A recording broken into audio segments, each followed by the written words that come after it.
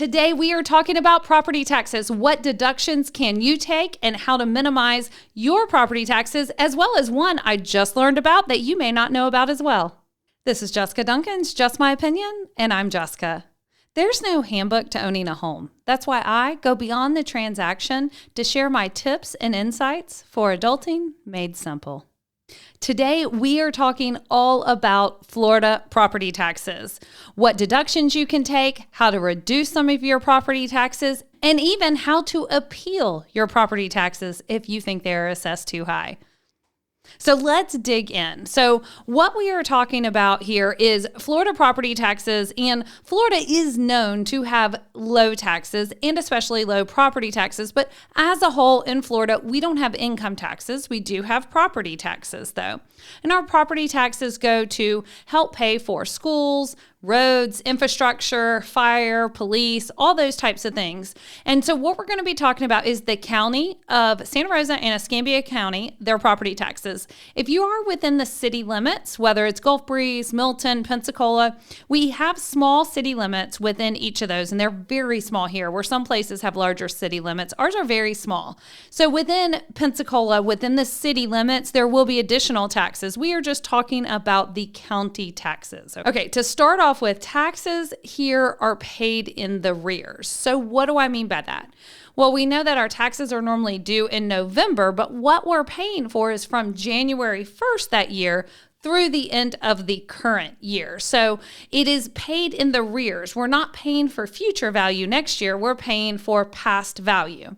So the trim notice that you will receive around mid-August to beginning of September, which is where the county is saying this is the assessed value that we have for your property, and this is the amount of taxes that you will be due starting early as November 1st, is based on what they considered the value to be January 1st earlier that year. So everything is in the rears happening. So when you receive that trim notice about mid-August, early September, your property taxes, the first day you're going to be able to pay them is November 1st. Now they're not late until April 1st. So why would I pay them early if they're not due until April 1st? The reason why you would pay them early is because there's the discount. If you paid in November, there's a 4% discount. The discount decreases as you get closer to April. If you pay them late, obviously there's penalties. So most people in your mortgage companies generally pay them in November so that they can receive that 4% discount and get the minimal rate on those taxes. So let's say your trim notice comes in the mail and you're like, I totally disagree with this. They're wrong and I can prove it. I can pull up comps to show the value. Or maybe a house is in distressed condition and they've assessed it too high because of that. You can appeal that value. And the way it works is when you receive that trim notice, the date that it was printed on there, you have 25 days from that date, and this is very specific, 25 days from that date to file an appeal. And then once you file the appeal, you will be giving a hearing within 60 days. And then you'll be able to present your case and why you think it's overassessed. And then you will have their decision back within about 20 days, a written decision normally within 20 days. So they keep those time parameters pretty close together because of the ability to pay early and have the discounted rate. You don't want to drag it on too long and then expose yourself to penalties. Okay, so now let's talk about deductions. Deductions are so exciting. No one wants to pay more taxes than they have to. So let's talk about how you can reduce your property tax liability. So on your property taxes, your deductions can be applied for by March 1st is the deadline for that trim notice that's going to come out in mid-August to early September. So you have to have it done by March 1st. But it is considering that you were in that house the previous year on January 1st, right? Let's say you're buying a house today in June. So that would mean that I have until March 1st of next year to apply for my deductions. And since I would have lived in the house January 1st of next year, they would be applied to next year. They won't apply to this year. They'll apply to next year. So of the different types of property deductions, I'll say what I think is the biggest one that qualifies for the most number of people is going to be the Homestead Exemption. And that's the one that most people know the most. So Homestead Exemption is meant for homeowners to reduce their property taxes because they are claiming the property as their primary residence. And how it works is depending on the value of the house, but most of the houses here are going to be assessed at more than $75,000. And long as it's assessed at more than $75,000, you're going to get a $50,000 relief in assessed value for property taxes. So it doesn't mean you're not going to have to pay $50,000. What it means is that assessed value, they're going to reduce it by $50,000 so that your property taxes are being assessed on a lower value of a house.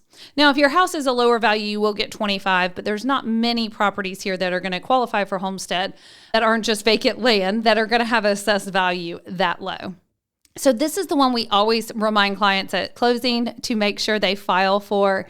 It does so much more, though, than just reduce your property taxes. That's one thing that we always talk about and people always know of is the homestead exemption, but it does a couple different things. So we recently had some changes too that went into effect on January 1st of this year that changed our homestead. So last November in our election, we had a bill that everyone voted on in the general election that passed that went into effect on January 1st, 2025. And what it did is it allowed that, what I was telling you, $50,000 assessed value reduction to change. And it can't go down, but basically what they said is it can change based on inflation.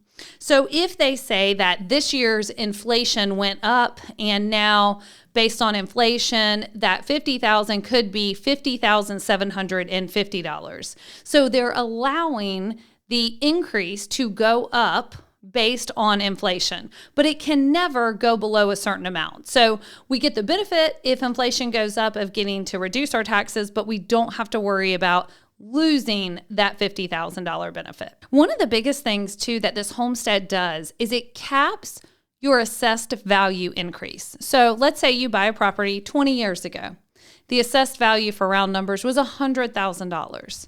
Obviously, that property 20 years later is nowhere near $100,000. That property now could be worth $500,000.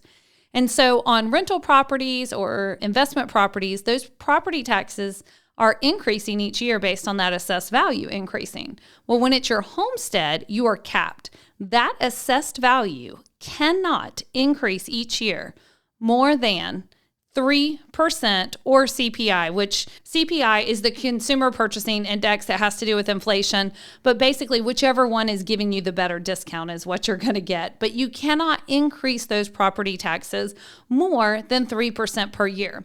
So when you're looking at houses in Florida, you may see one house that has been owned by the same people for 20 years. It's never been a rental. It's been a primary residence with homestead. The house next door may have changed owners 2 years ago, and that assessed value reset, even though it's homesteaded now, and their property taxes could be completely different. The one that someone's lived there for 20 years, their taxes may be half of the one next door. Now, you shouldn't decide on a property based on that because even that one that's property taxes are currently half, it's going to be reassessed as soon as it's purchased and they're going to change. But that's why when you're looking at property taxes here, you see a huge difference from house to house that have a similar market value. It's because that house has been homesteaded and the amount that we can increase the taxes is very limited. You'll notice in Florida we have a trend. We like to protect our homeowners and tax our tourists. So what are these requirements for the homestead deduction? So first of all, it has to be your primary residence. You can't have any other residency in any other state. You do have to take possession and live in it as your primary residence by January 1st. And you do have to be the owner of the property. So you can't file it on a property you're renting. It is for homeowners. Now with homestead, you only have to file one time. So you file when you first buy the property and it renews automatically every year. You don't have to do anything. Until you move away, you let them know that you've moved away or rented the house out. And truthfully, they mail you out something every year, so they know that if it gets returned. But they're going to make sure you're still living there as your primary residence. And as long as you are, you can keep that homestead on there forever. We are going to talk about some other deductions that don't automatically apply every year, but homestead, it's automatic every single year. Now, homestead gives you a lot of other protection as well. It gives you a lot of protection from creditors. And this is really important, I think, especially as life happens and we don't know what's going to happen later on in life, or if we have medical injuries next year, you just never know what's going to happen. So with your homestead, we offer a lot of protection in the state of Florida. So you're protected against different judgments, credit cards, medical bills coming after you and forcing you to sell your home to be able to pay them. Now, there's some that it doesn't matter. If you don't pay your mortgage, they can still take your house. If you don't pay your property taxes, they can still take your house. Also, a mechanic's lien. So mechanic's lien is when you hire someone to do work on your house, maybe put in an AC or a roof, and if you don't pay them, they can come after you and force you to sell your house to pay for that debt. But your just credit cards, medical bills, things like that, your home is protected. And there's also some protection there for people who inherit your house and your spouse. So let's say a husband and wife, one of them passes away, but prior to passing away, they acquired a lot of medical debt. That spouse is also protected from losing their home. Now remember, this is only for your primary residence, doesn't count towards investment properties, but your actual primary residence, that spouse is protected from having to sell their home to pay those medical debts or credit card debts that their spouse had. We also have something with Homestead here called portability. And so what that means is if you lived here in Florida, and you were moving to another house here in Florida, and you had homestead on your old house, you can port your homestead exemption to your new house. So yes, you can just apply and get your homestead exemption. Why would you want to port it? The reason why you would want to port it is because it's giving you that decreased assessed value to carry over. So let me give you some examples here. So let's say your old home had a market value of $300,000. But your assessed value on your taxes was only $200,000. So you had $100,000 there of portability deduction, right? It reduced the value by $100,000. So on your new home, let's say it was worth $400,000. That was what you purchased it for. They're going to deduct that $100,000 to come up with the assessed value that they're going to tax you on. So you're basically taking that credit that you had on your old house and porting it over to your new house to take advantage of it there as well. Now, there are limits on this. It can't go over like $500,000. So it is capped there. It's a great thing that is available in Florida. You can port that deduction that you have on your old house. And this is perfect for when you have customers upsizing, downsizing, but they were in that home for 15 years. And let's talk about the downsizing. So let's say they lived in that house for 20 years, but the kids have moved out. They're downsizing to something smaller. They can actually do the port as well, portability, but it's not, because the value is less, there's a formula they use to figure it out. So let's say you had $150,000 worth of portability deductions and your home was valued at $300,000. They're going to take 150 divided by 300,000 times 100,000, which is going to give you a $50,000 deduction on that assessed value. So just to give you some examples, whether you're moving up or moving down, you can port that deduction as well. All right, so now that we talked about homestead, everyone knows about that one. That's probably the most common one. There are so many others, though, in Florida that some people don't even know they qualify for. Did you know if you are a widower or widowed, you can apply and receive a $5,000 assessed value deduction on your property taxes as well? So that's the same situation. We're going to lower that assessed value so that then apply your taxes and make sure it helps keep your property taxes from going up each year. We have a lot that when it comes to disability in Florida as well, and there's multiple ones here. So let's say if you are blind, if you have a veteran disability, Social Security disability, just a general disability, you're going to get about a $5,000 decreased assessed value as well. But there's some things like total and permanent. So let's say you are totally and permanently disabled. You can get a full exemption on your property taxes. Full exemption.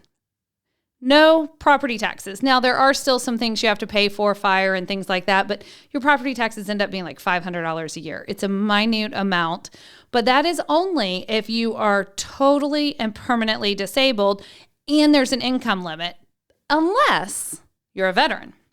If you're a veteran, it falls into a whole nother category.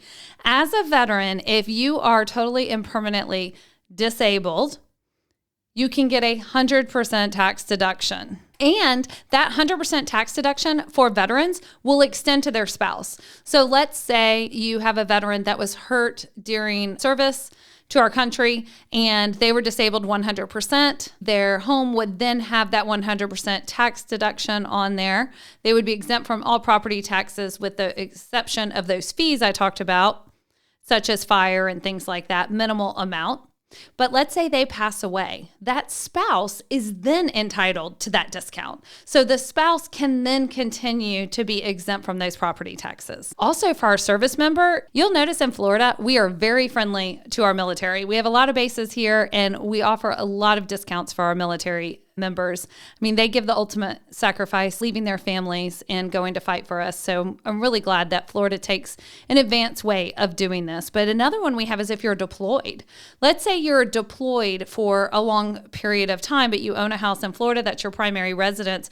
You can actually apply for a tax exemption based on the percentage of days you were deployed overseas during your deployment, and they will reflect the percentage as well on that deduction. Now, that's one you have to do every year. It's not just forever, obviously, because you're not deployed forever. But if you're deployed 1 year for an extended period of time, you can apply and have that applied percentage-wise as well to your property tax deductions. Our first responders, we give that benefit as well. If a first responder is hurt in the line of duty, they can get full exemption, as well as if they pass in the line of duty or after they were full and permanent disabled, then we can also pass that on to the spouse. We'll get that full exemption as well. You'll notice Florida, we like our military, we appreciate our servicemen, and we give them a lot of deductions. So for our senior citizen discount, if you have lived in the house in Escambia County, so Escambia County and Santa Rosa County are different, but in Escambia County, if you are over 65, you've lived in that house for 25 plus years, and there's some income caps here, so you can't make over a certain amount of money, and the house can't be valued over $250,000. And if you meet all those standards, you can get a $25,000 deduction on that assessed value. While in Santa Rosa County, though, if you've lived there for 25 plus years, you're over 65, you meet the minimum income requirements, and the value is under $250,000, you can get a full exemption. Full exemption in Santa Rosa County. Two counties right next to each other, completely different.